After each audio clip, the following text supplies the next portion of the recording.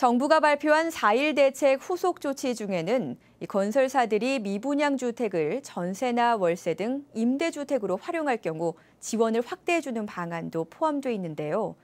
이 같은 미분양 아파트를 전세로 공급하는 사례가 나오고 있지만 눈에 띄는 성과는 아직 보이지 않고 있다고 합니다. 이효정 기자의 보도입니다. 인천 계양구에 있는 1,400가구가 넘는 대단지 아파트입니다. 1단지 700여 가구가 지난 2월 입주에 들어갔고 나머지 700여 가구는 입주가 진행되고 있습니다. 하지만 아직도 상당수 아파트가 주인을 찾지 못해 미분양으로 남아 있습니다. 시공사인 동부건설이 고육책으로 내놓은 해법이 직접 전세, 미분양 아파트인 소유자, 즉 시행사나 시공사가 세입자와 직접 전세 계약을 하는 방식입니다. 제도를 도입한 지 얼마 안 돼서인지 최근 들어서야 거래가 조금씩 이루어지고 있습니다. 큰 평수는 찾는 분이 좀 덜하죠. 관리비라든가 이런 게 좀 부담이 되니까. 하루에 6, 7명 돼요. 아니, 절반은 못 와요. 솔직히 6명 정도 문의 오면 한 2명 오면 많이 오죠.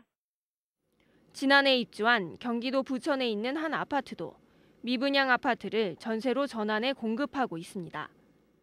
근데 먼저 분양 받으셨던 분들 있죠. 그분들이 또 이렇게 데모하고 그랬었어요. 그래 놓으니까 할인해서 분양은 못하고 그냥 전세를 일단 주는 거예요, 2년. 2억 5천, 6천 이랬거든요. 그저께였거든요. 18층이 2억 4천이 있다. 해줄 수 있는 게 있다 했었거든요. 건설사들이 미분양을 전세로 전환하는 사례가 늘고 있지만 성과는 아직까지 기대에 못 미치고 있는 상황. 아직 홍보가 덜 된 요인도 있지만 미분양 아파트의 경우 대형 면적이 많아 상대적으로 수요자가 많지 않기 때문입니다. 국민주택기금을 통해 지원되는 전세자금 대출을 받을 수 없는 것도 중요하지는 않지만 그래도 제약 요인이 되고 있습니다.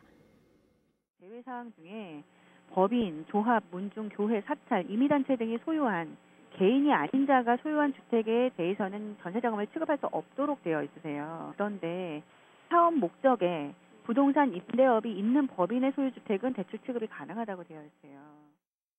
정부는 혹시라도 건설사가 부도나면 전세금을 되돌려받지 못할 수도 있다는 걱정을 덜기 위해 대한주택보증이 임차인의 보증금을 돌려주는 보증과 해당 주택을 담보로 대출해주는 모기지 보증을 도입할 방침입니다.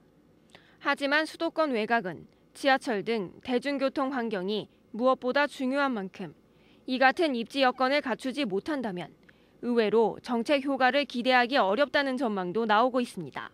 RTN 뉴스 이효정입니다.